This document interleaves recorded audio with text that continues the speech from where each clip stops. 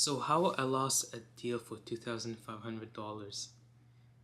So it was when I had my agency back then, when I was outreaching for my niche in the chiropractic niche. So I was reaching out to this restaurant. Now, you see, I was learning videos on getting how to outreach. So because I was watching someone who used to be known as the UK's most hated uh, s- um, sales as sales. I'm sorry, I forgot his name, but someone along the lines of that. I was watching his videos, and he was telling me like the best way to like cold outreach is by establishing familiarity. Now me, my name is Ibrahim, and that's a difficult name to establish familiarity with. So I commented down below in his video. I asked him like, okay, what advice do you have? Because I have such a difficult name, so I find it hard to establish familiarity. Familiarity. He said along the lines of use an easier name. So I really didn't understand what that means. I thought it was like, was it using a nickname? Was it lying about my name? I didn't know what that means. So when I was outreaching, I decided to go by a different persona.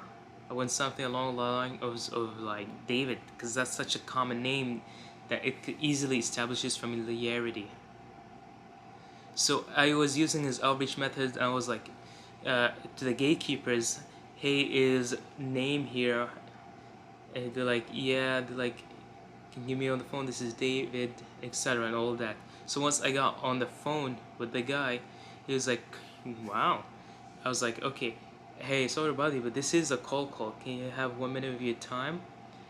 And all of that. So once he got into it, he was surprised, like, wow, you really got into like my cold call. You really are the first one to really be able to reach me in the past 30 years. Like I trained my receptionist against everything. I trained my receptionist to be able to counter anything. But you were the first one to be able to cold call. Okay, and so after he told me that, he started asking me questions.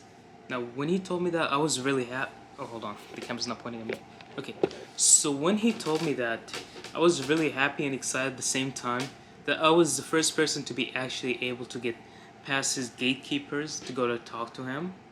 So then he started by asking me my name. So rather than giving him the fake name, I gave him my actual real name. And so, actually, you know what? You know the comment that the guy gave me? I'm gonna put it up as like to show like what it means, like of using a fake name. Now, I didn't know. I don't know what he really meant by it. So from what I got as that.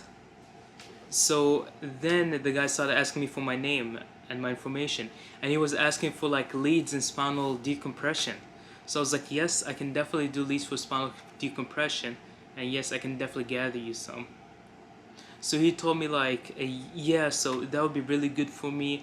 If you do the research, we can call tomorrow, and we can talk about it more because I really, really do need clients for spinal decompression. So spinal decompression, I did some research about it. I don't really remember it because it was a few years ago, but it's like like a chiropractic thing where they pay a lot more. That's really just of it that I really know.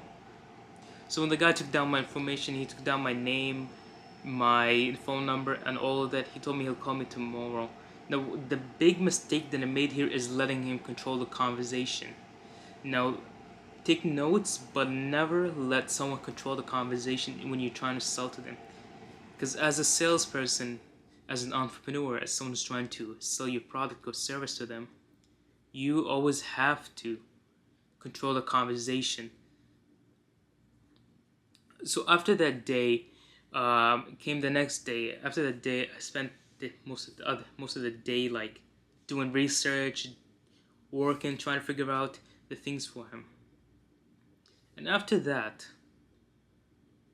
the next day comes.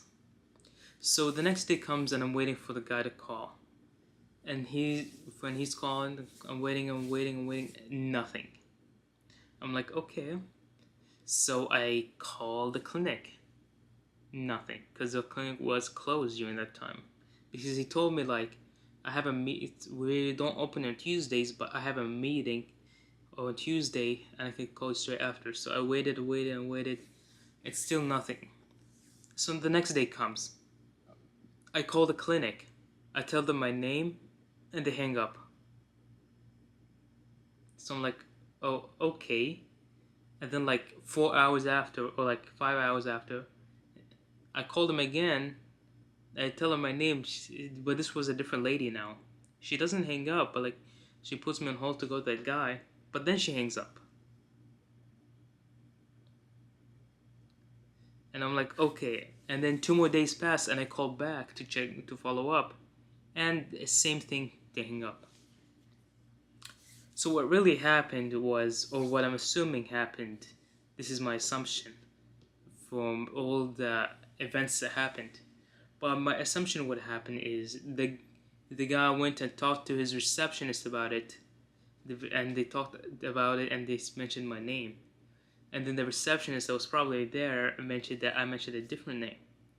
So already it came off like as I lied to the prospect, a soon-to-be client. And I think that's the main reason that, okay, he's like, this guy is a liar. He's not someone to be working with. And because of that, I lost the 2,500 business deal that I had. So if you keep this as a note of advice, you don't ever lie. Lying will bring you nothing but problems. And I made a terrible, terrible, terrible mistake lying.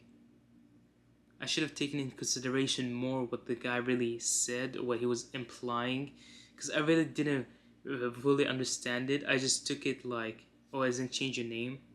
But if you hear advice from someone, take it with a grain of salt.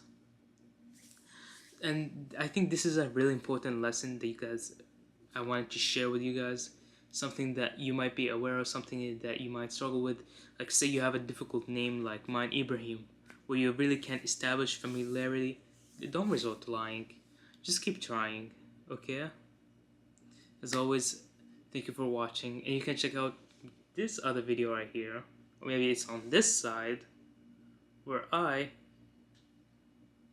have no idea, but where I do something. And have a good day.